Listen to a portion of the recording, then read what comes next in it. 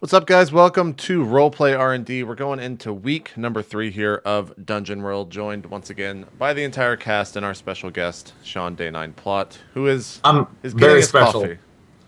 I have had 2 large sips, and other than that, I am in my natural sort of low-key state.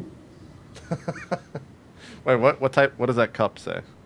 It says USC School of Cinematic Arts. Nice plug. Nice plug. Yeah.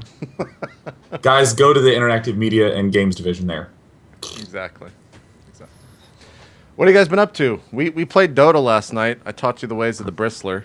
Yeah, goo 'em. Give him the goo, baby. Yeah, you gotta give him the goo, man. I don't know. I've been playing a lot of Dota. Played some free SC2 arcade today too, which is pretty awesome. Now that people can just woke up at like 4 a.m. or something to stream some StarCraft or some crazy. Not shit. quite 4, but I wake up early, so I don't like to waste the day. So got some streaming in before some R&D. I'm ready to rock and roll. So thanks for having me.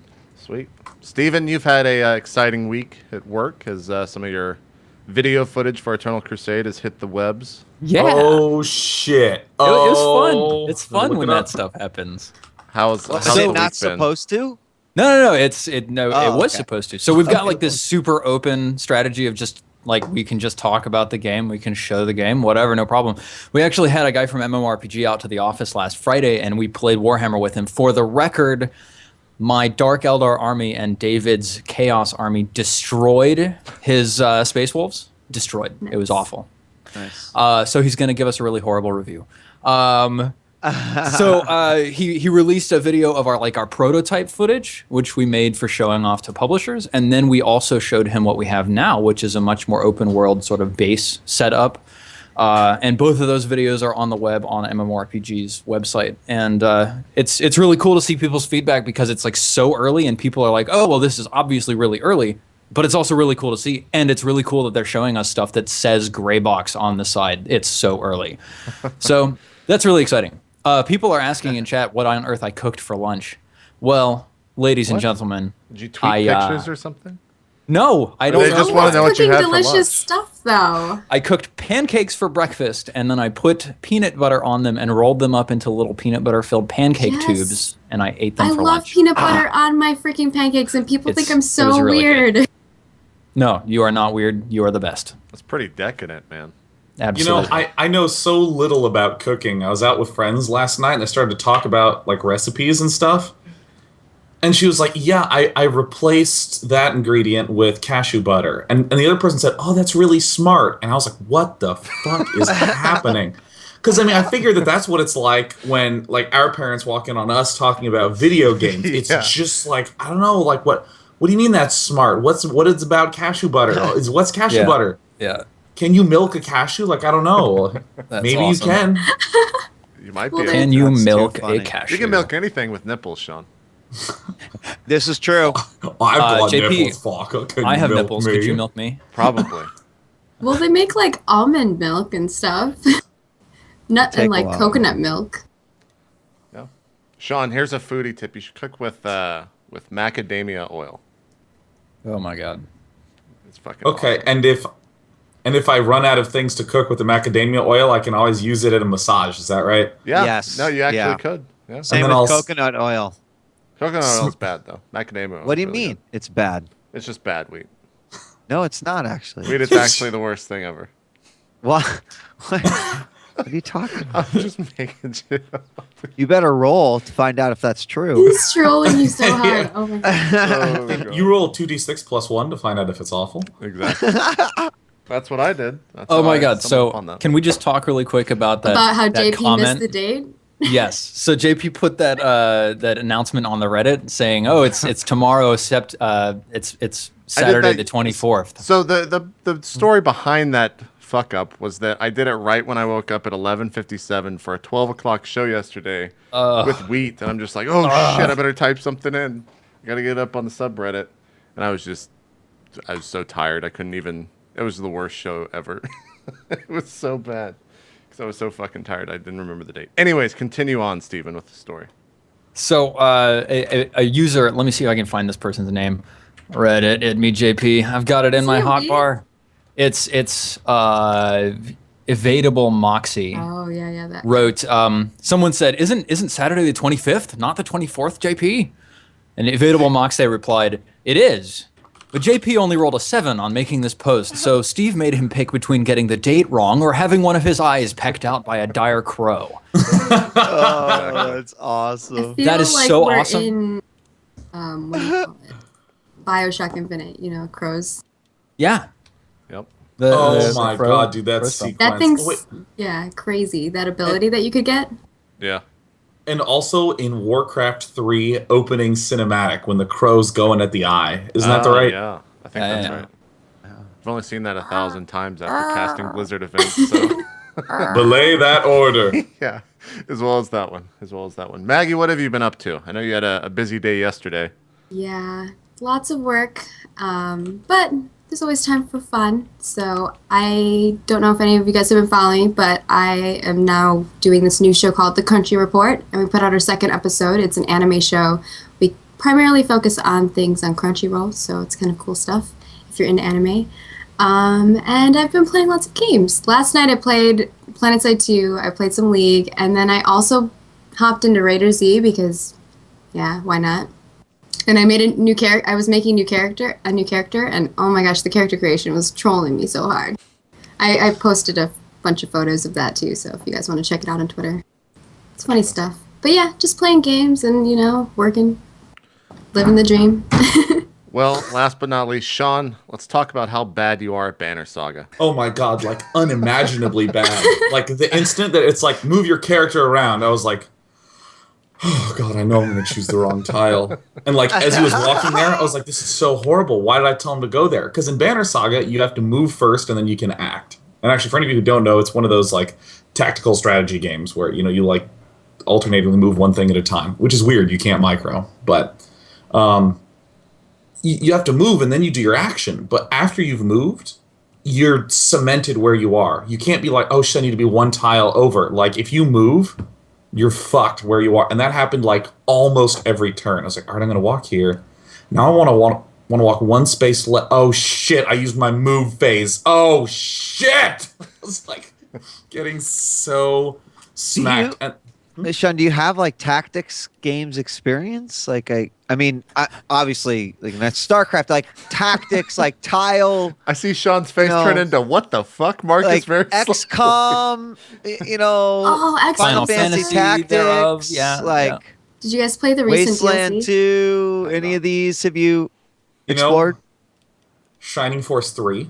Okay, Fallout okay, 1 all and right. 2. Damn, All even right, throwing all it right. even old. Vandal Hearts. All right. Well, God, then Sean, I'm like, this it seems like it should be really familiar to you. Like, Well, it was a really weird experience because I started out and just got thumped like in every battle. Like it was just a tragedy.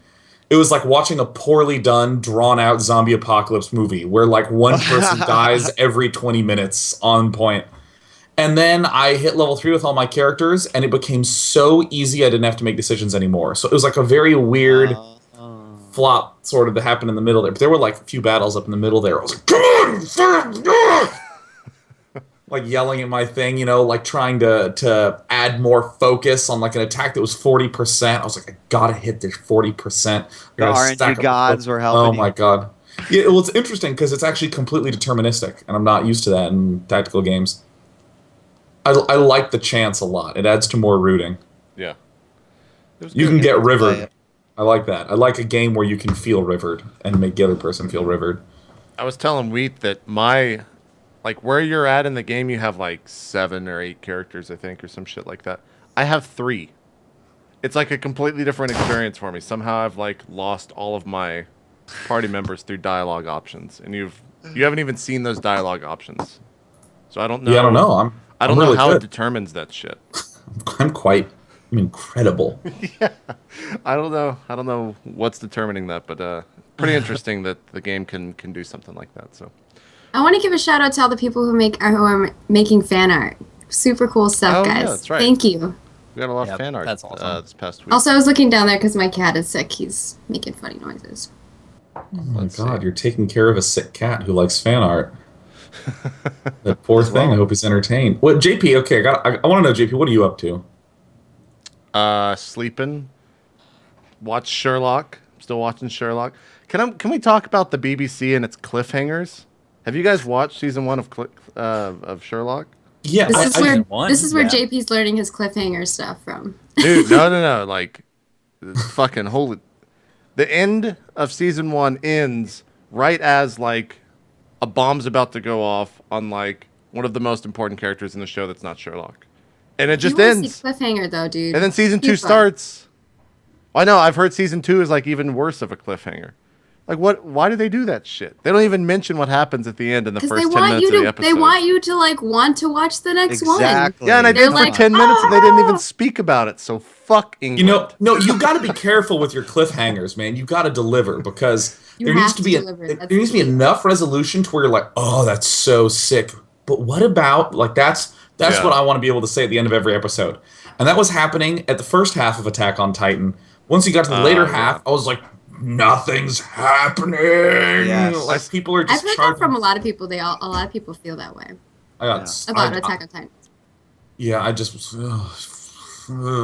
the end it was really sad. I stopped on It's like kind of how I'm feeling 8. about Pupa right now, except for they're delivering, so we'll see. And plus, they only have 4 minutes for the show, and half of that is like the intro and outro. It's a 4-minute anime? Yeah, so you should watch it. But I don't know. Some people are going to watch it when it's all out so that they can just watch it really fast. They watch like an hour for the entire first 3 seasons. It was amazing. Anime for the ADD generation. It's like a Robot Chicken anime. It kind of is like that, except for way shorter. Because Robot Chicken's like, what, 15 minutes or something? Right? Yeah. I love Robot Chicken. Robot Chicken. Is that still a show? Do they still make those? Yeah, I think It's on like so. season 17. It's going to outlast The Simpsons. Oh, I don't have TV, so I haven't been keeping up with it. I think you can watch parts of it on Netflix, but you're never going to be like up to date. Right. I'm always behind on stuff, so. Yeah. Well, Steven, Role play. Let's do get the this show on the thing. I road. think it's your turn to take over the show. Yeah. Guys, thanks for coming. That's our show. It's the weekly update with Day 9, Maggie, Steven, We just and me. cut the duration in half every show, so we're We'll done. just be like, how you doing, podcast? Exactly. I'm so excited for today because I think we're gonna He's gonna kill us. We're gonna get to the real deal. So, what happened last time? We explored down into the basement of this tower. We explored up to the top of the tower. We found a book on a pedestal. And that book told us the history of a woman called Valistraz, which I now realize is like literally the name of a dragon in World of Warcraft. So, yeah, it resounded very well. yay, making things up As off soon the as top you of said your that, head. I was like, okay. Good. But it's true. This woman, Valistraz, the Ice Queen, tortured and murdered and buried upside down, and now, potentially worshipped as some kind of a god. Lady Amsel found a book called The Walking Dead.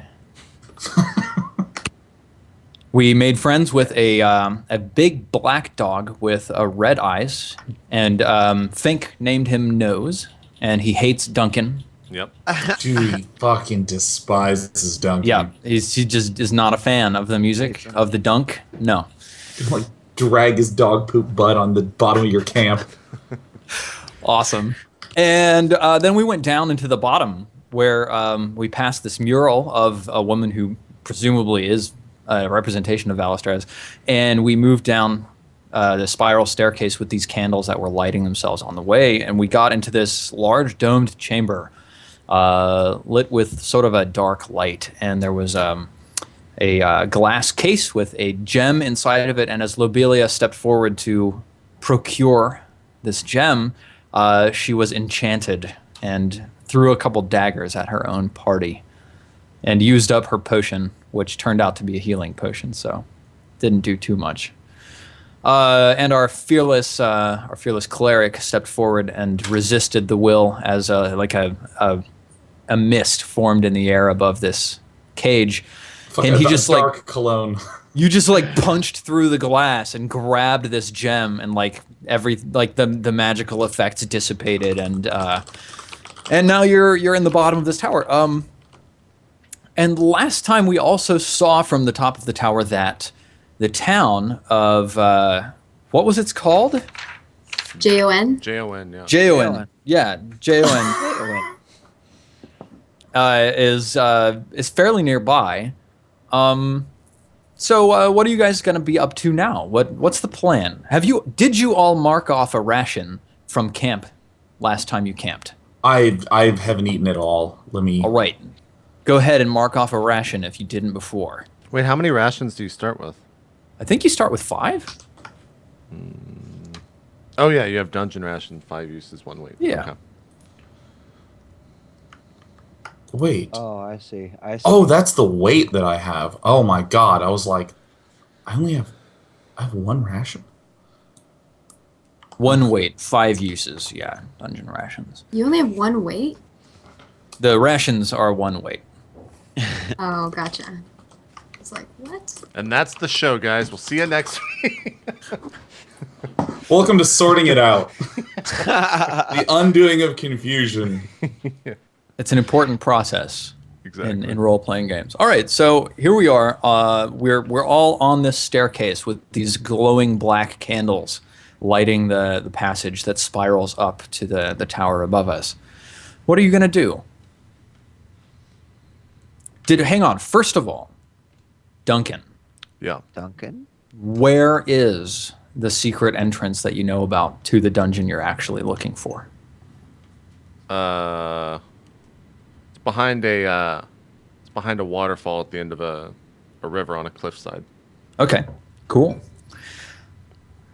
All right, so last time we saw Jon, we saw another tower in the distance, and that's it. So, where would you guys like to go? And we haven't rested or done encampment or anything like that. Yeah. You we camped in still the middle of the bottom. day? Yeah. You camped in the middle of the day, and it's like evening now that you've Okay. sort of fully explored the tower. And I've forgotten my ability to do cast the basic spell. Is that right? I know there's I a think spell I've forgotten. You forgot light. Light is Yes. the spell that you forgot. You can forget your rotes? Yes? Okay, jeez. You- Help. What time of the day is it? It's approaching evening. It's probably 5 p.m. or so. Is the town close enough that we can walk and perhaps find an inn to stay in for the night? Based on what you saw, it seems like you could probably get back there by like 10 p.m. if you hiked down sort of the steeper face of the mountain. So yeah, you think you could make it back and stay at an inn. And we don't see. I mean, okay. So the last room that we're in is just this end of the dungeon. So we just need to get out of here, right? Well, you haven't seen any other exits from any of the spaces you've been in, so yeah. Well, let's go. All right. Let's go to Jon. We just have to pick which path we're gonna go on. Now let me see. There's actually a special move for undertaking a perilous journey. Yes. When you my God. travel.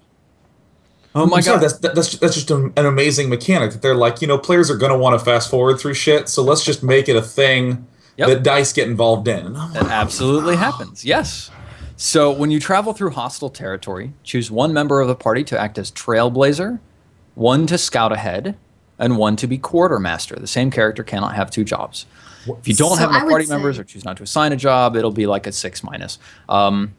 Each character rolls plus wisdom. Quartermaster can reduce the number of rations required. The trailblazer can reduce how long it takes, and the scout can identify trouble quickly enough to let you get the drop on it. So, what were you about to say, Lobelia?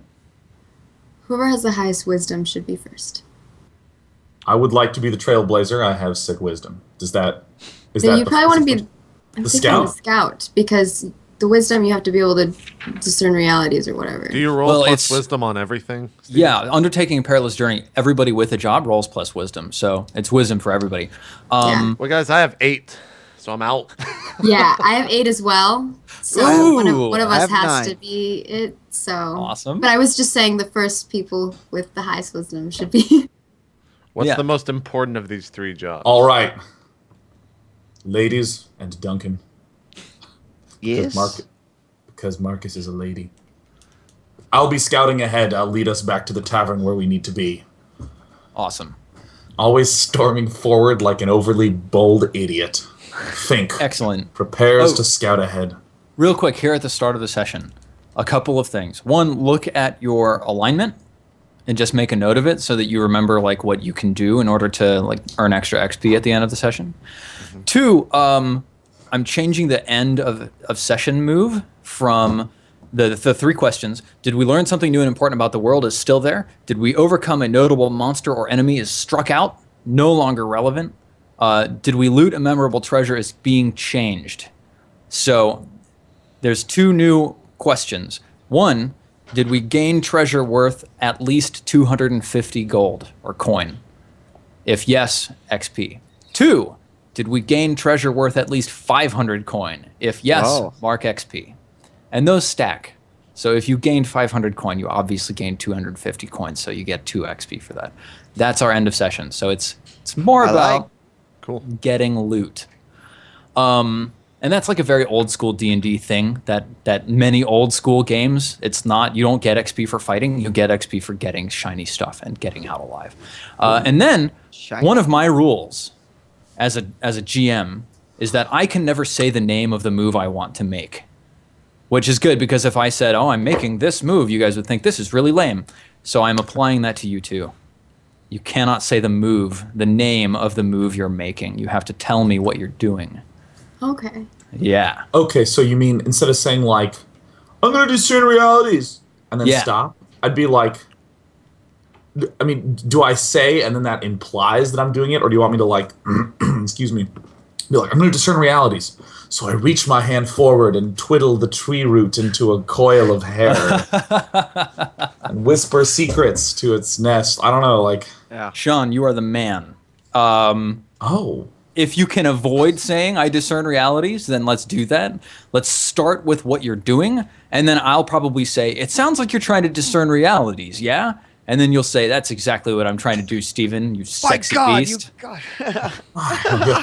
Your intuition, you're reading my body language very well. Exactly. All right, so here we go. Fink is leading the way as the trailblazer. Who's serving as the quartermaster and the scout? Scout, yep. I guess I'll be the scout. Okay. Wait, Amsel, we probably want you to be the other, because you have higher whiz, right? I have 9. Yeah. 9. No. Better than We me and do JP. not Me have and a JP very have wise 8. group. I'm very intelligent, not very wise. All right, trailblazer is Fink. Scout is Lady Amsel? Yeah. No. Oh. No. I'm sorry, scout. Lobelia. Yeah. Scout is Lobelia, and then the quartermaster is Amsel. Yeah. Quartermaster Amsel.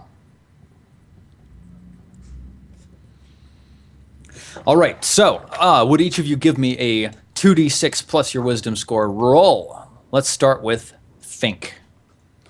Can JP assist me? I'm just kidding. Ooh, All right. yeah, actually, totally. JP, assist me. Okay. I'll be moving out ahead to see if there's anything dangerous ahead of us. We must get there quickly. Cool. Rest So is important. on a 10 plus, the trailblazer reduces the amount of time it takes you to reach your destination. Awesome. Oh. Cool. Yeah, that totally happens. I'll tell you how after we hear the results of the other 2. Well done. Amsel, Did I would get you roll plus yours, 1? please? Oh, of course. Oh dear. Oh Okay, awesome. Is that a failure? That is such an awesome failure. What do we lose? Don't worry, I'll find if there's something dangerous. All right, Duncan, I mean, isn't it XP failure? no! I won't Yes. get hit by it, but Oh. you It is an might. XP failure. I am leveling up again soon. Duncan, do you want to help Fink? Not Fink, Lobelia? Lobelia, you're scouting, right? Yeah. Can I help? I know this is kind of metagaming because you just rolled bad, but I would think it would make sense if I help Amsel because she's a frail old woman who probably can't. But even if you help her, Shuffle Yeah, things even if you around. help her, it won't change the results. Oh, okay. Because Well, she's then- It's just gonna 6 get minus, right? Oh, okay. Yeah, I'll help Lobelia then. Yep. Roll Good thought. roll 2d6 plus your bond with Lobelia. Oh, fun. What is that number? Is It's that the- a 2? How many it's the bonds number you have? of bonds you have with Lobelia. Oh, okay. So I just rolled 2d6 plus 1. I think we have 2, right? I only have 1 with you, but do you have 1? Oh, I have me? 2 with you. Yeah. So I Yeah, rolled it's- 2d6 plus 1 still, right? Yep. Maybe you should have been the one, 8. and I should assist you. Oh, cool. Okay. That's good. So, all right, Lobelia. So you roll 2d6 plus 0 because you get plus 1 from Duncan.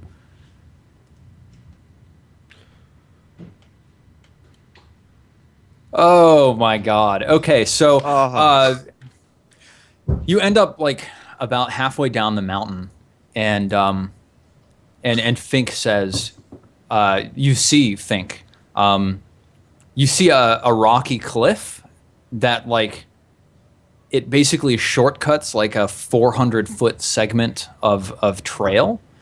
Or not, the segment of trail isn't 400 foot, it's a 400-foot vertical drop, but it looks easily climbable enough. It's almost more like stairs than rock. And so you begin leading the group down that.